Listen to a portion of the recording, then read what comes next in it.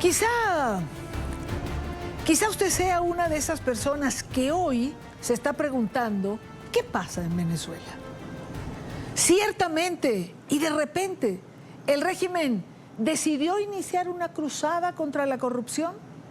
De un momento a otro y después de 9 años de su creación, se descubrió que existe una policía anticorrupción que salió a cazar malversadores de fondos públicos o amigos de lo ajeno. O por el contrario, esta purga que estamos viendo es a lo interno de la propia revolución y no tiene otro interés que no sea la reunificación del poder en un solo par de manos, las de Nicolás Maduro. Se habla de reestructuración, de corrupción, de jueces, alcaldes, exministros que han sido detenidos por robar el dinero del pueblo. ¿Qué hay detrás? Quizás, como sugieren algunos, cortar la expansión del área de influencia de quien hasta ayer fue el ministro del Petróleo en la Venezuela del chavismo. Yo he decidido aceptar la renuncia como ministro de Energía y Petróleo para facilitar todas las investigaciones que deben dar como resultado el establecimiento de la verdad, el castigo de los culpables y la justicia en todos estos casos, de todos estos frentes que hemos abierto en la batalla contra la corrupción. Lo cierto es que la mecha que enciende esta hoguera sería la desaparición de 3.000 millones de dólares. ¿Y quién estaría detrás? Yoselí Ramírez, superintendente de criptoactivos en Venezuela y jefe de despacho del hoy exministro Tarek El Aissami. 3.000 millones de dólares. Una cifra tan grande que la verdad ni yo puedo imaginarla. Vamos a intentar aterrizar esta cifra, hacerla digerible, comprensible para todos. Fíjense bien, 3.000 millones de dólares es igual al 12% de los ingresos del 2022 en Venezuela. Esto según Asdrúbal Oliveros, director de Ecoanalítica. Pudiéramos preguntarnos qué puede hacerse con esta cantidad. En Venezuela, por ejemplo, el promedio de construcción de bajo costo puede oscilar entre 10.000 y 30.000 dólares. Pues con 3.300 millones aproximadamente se podrían construir entre 110.000 y 330.000 casas de bajo costo. Esto según Tidy Hackers, ella es una abogada venezolana. 3.000 millones de dólares también es igual a un bono de 300 dólares para todos los empleados públicos de Venezuela, que son 10 millones aproximadamente. Este cálculo lo hizo Antonio Acarri, presidente y candidato por la Alianza del Lápiz. En términos de salario, con 3.000 millones habríamos podido pagar un salario de 12.000 dólares anuales a todos los maestros del país, según Carlos Paparoni, es decir, a esos maestros que hemos visto protestando durante semanas y semanas por un salario digno, se les habría podido pagar por un año 1.000 dólares mensuales. Es bueno señalar que mientras una sola persona desaparece 3.000 millones de dólares, la gran parte de los venezolanos tiene que sobrevivir con salarios miserables. Recordemos algunos de ellos. Por ejemplo, un maestro categoría 1, que es un técnico superior, gana aproximadamente 6 dólares mensuales. Un maestro categoría 6, con doctorado incluido, gana unos 30 dólares. Otros trabajadores públicos están entre 5 y 6 dólares por mes. Y en un contexto internacional, para que usted tenga una idea, por ejemplo, el Canal de Panamá, en el año fiscal de 2021 tuvo un ingreso por 2.966 millones de dólares estadounidenses. Ese canal tan importante por el que pasan tantos barcos, tanta mercancía, 2.966 millones de dólares en un año. Y en Venezuela, 3.000 millones de dólares se desaparecieron por arte de magia. Eso es lo que usted quizás ha visto en redes sociales durante varios días. ¿Quién dice que sean solo 3.000 millones de dólares? ¿Por qué tendríamos que creer en esta cifra? ¿Quién lo dice? ¿Qué organismo de control lo respalda? En la Venezuela de Maduro, recordemos, no hay órganos de control, no hay Contraloría que supervise los gastos de la nación. En la Venezuela de Nicolás Maduro Moros no se ha hecho entrega de una sola memoria y cuenta que le diga a los venezolanos en qué se gastan los recursos de un presupuesto. Entonces, ¿quién dice que son 3.000 millones de dólares y no 9, 12 o 20? ¿Qué sistema judicial respalda estas investigaciones? ¿Quiénes son los fiscales que se han designado para esta investigación? Quiero darle la bienvenida a nuestro primer invitado, Zair Mundaray Rodríguez, el abogado, penalista, criminalista. Es invitado frecuente al programa, pero nadie mejor que él, que conoce el Ministerio Público por dentro. Zair, bienvenido. Gracias por acompañarnos hoy. No, gracias a ti, Dania, por la invitación y por tocar estos temas tan delicados para el país. ¿Por qué tenemos que creer que son 3.000 millones? ¿Quién lo dice? Bueno, primero, la opacidad y la credibilidad del régimen es absolutamente cuestionada. De hecho, forma parte de su accionar. Estamos frente a un Estado que no rinde cuentas, no sabemos de dónde provienen sus ingresos, tampoco cómo se invierten o se gasta el dinero público, quién y quiénes lo gastan y quiénes son los llamados a hacerlo, tanto que está normado, y Daniel. En Venezuela rige, pareciera mentira, pero existe una ley que se llama Ley Constitucional Antibloqueo, que le permite al Ejecutivo, que está en Gaceta Oficial, disponer como quiera del gasto público y no rendir cuentas para de esta manera supuestamente evitar que haya mayores medidas extraordinarias contra ellos para evitar las fórmulas de bloqueo. Y esa es la razón por la cual buscan todos los mecanismos alternos. Se utilizan criptomonedas, ventas en oro en efectivo, se utiliza fórmulas de financiamiento extraordinarias como narcotráfico, tráfico de personas, etc. Estamos ante una estructura realmente criminal que permite que estas cosas ocurran y realmente los organismos de control que están en la Constitución, que son la Contraloría, la Defensoría del Pueblo, el Ministerio Público, que forman todos ellos lo que se llama el poder moral o poder ciudadano, están realmente pintados en la pared. No tienen ninguna capacidad de acción frente al gasto público, ni pueden llevar a cabo investigaciones autónomas genuinas ni nada de eso. Esa es la razón por la cual Maduro mismo anuncia que él se ha puesto al frente de las investigaciones, cuando desde el punto de vista constitucional, la investigación, conforme al 285 de la Constitución, está en manos de un solo órgano, que es el Ministerio Público, que es la Fiscalía.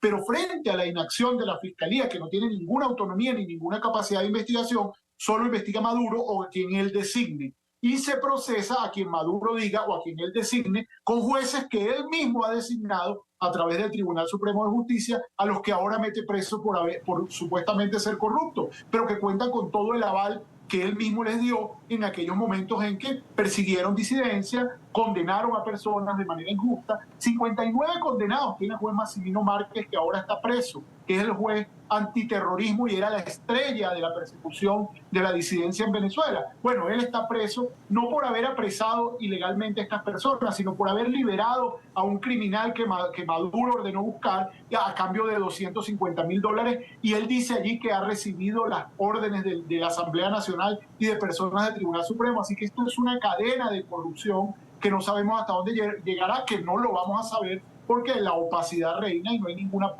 posibilidad de que haya una verdadera investigación. Sobre todo cuando los fiscales designados para este caso... A eso iba justamente, Zair. ¿Quiénes son los fiscales designados para esta presunta investigación en contra de la corrupción? Bueno, los fiscales que ha designado Tarek William Saab, son 5 fiscales, pero 3 de ellos, uno de ellos está sancionado por el Departamento de Estado por persecución de la disidencia y uno de los mantener más presos políticos, que es Farid Mora.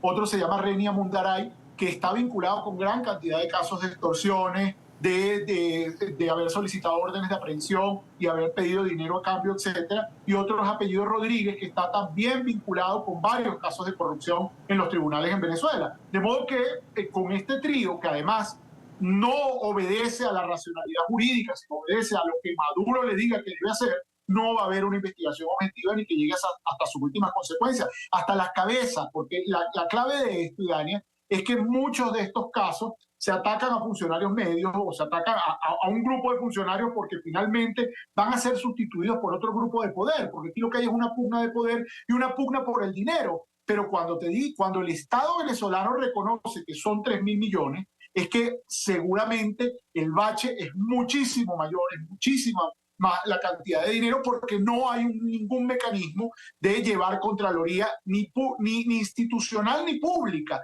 porque las dos fórmulas de Contraloría son que es la transparencia administrativa para que los ciudadanos sepan cómo se gasta, cómo el gasto público se aplica, qué es lo que entra y qué es lo que sale, y luego lo que hacen las instituciones con todo el seguimiento a la norma presupuestaria. Ninguna de esas dos cosas se hace. Y esto es tan demencial en Venezuela, y para que la gente lo entienda, que el Contralor General de la República, que es el llamado, el sujeto llamado constitucionalmente a investigar, sale ayer dando una declaración que él apoya las investigaciones y la cruzada contra la corrupción del Ejecutivo.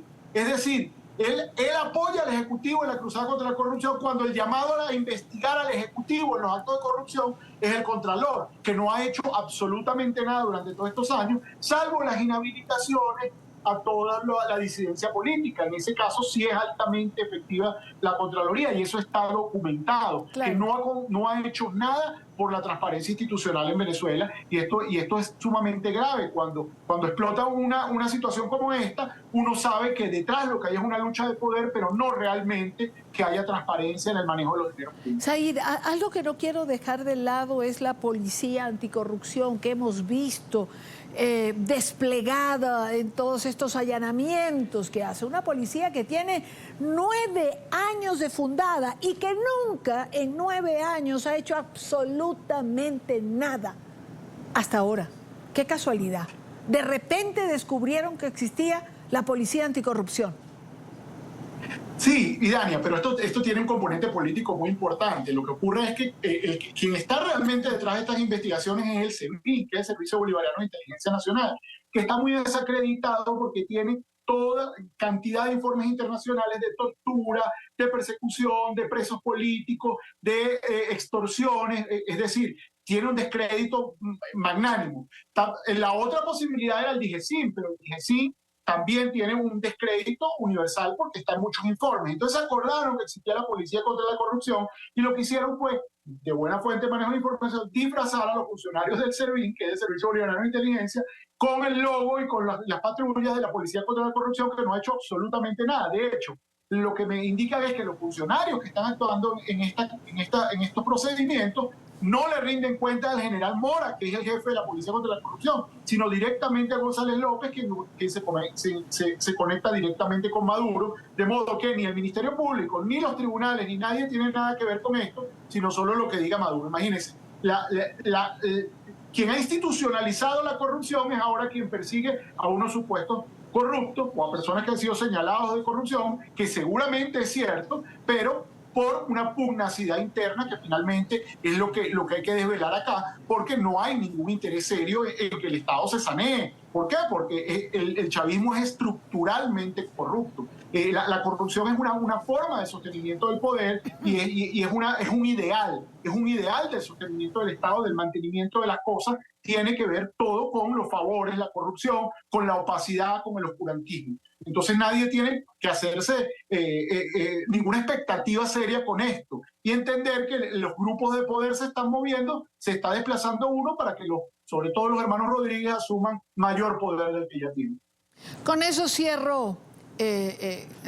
Quería quedarme con esta frase, pero has nombrado algo y te voy a pedir una respuesta breve. Quería quedarme con la frase: el chavismo es estructuralmente correcto, porque es lo que vemos en redes sociales. Es decir, chavismo y anticorrupción no pueden ir juntos, porque el chavismo es estructuralmente corrupto. simplemente por eso. Pero has nombrado a los hermanos Rodríguez y cierro con esto. ¿Tanto poder tienen los hermanos Rodríguez hoy en día en la estructura de Maduro que se llevan por delante a Tarek William Saab? Perdón, Sí lo tienen. Al ministro Tarek El Aizami. Aizami, sí. Tanto poder, Idania, que Sunacrip, fíjate que es la Superintendencia Nacional de Criptoactivos que tú acabas de mencionar, es quien está cobrando las cuentas de PDVSA, las cobran vía criptoactivos, que no entra dinero, no entra liquidez. Y la directiva que acaban de nombrar en la Sunacrip, cuando sacan a la gente de Tarek Aizami, son todos allegados a los hermanos Rodríguez. Inclusive está Larry DeBoe, que está en las conversaciones de México y que es una persona, la mano derecha de los hermanos Rodríguez en muchos de los temas políticos y en muchos de los temas de desplazamiento de poder. Ahora, una persona vinculada con derechos humanos y con temas políticos, ahora está en la Sunacrip. Fíjense el poder que están acumulando y por eso digo que es el desplazamiento de un grupo a favor de otro. Zair Mundaray, abogado, penalista, criminalista. Zair, como siempre, gracias. Gracias por acompañarnos comenzando el programa de hoy. Quería intentar aterrizar dos cosas. Que los venezolanos y quienes nos escuchan, que no sean venezolanos, entiendan la dimensión de la cifra, 3.000 millones de dólares. Realmente la dimensión de la cifra que se dice que una sola persona desapareció. 3.000 millones es cualquier cantidad. Es lo que produjo el Canal de Panamá en el 2021, en todo el año. Pero que nos quedara claro que no sabemos si son 3.000 millones, que pueden ser muchos miles de millones más, porque simplemente, tú lo has dicho, el chavismo es estructuralmente corrupto, porque todo lo que rodea a la administración de Maduro y del chavismo en general no tiene control, no es transparente, no hay un órgano que lo respalde, no tiene fiscalización, ni nunca es sometido al escrutinio público. Gracias por ayudarme en esta primera parte. No, gracias a ti, Dania. Siempre a la orden. Un gran abrazo. Igual para ti.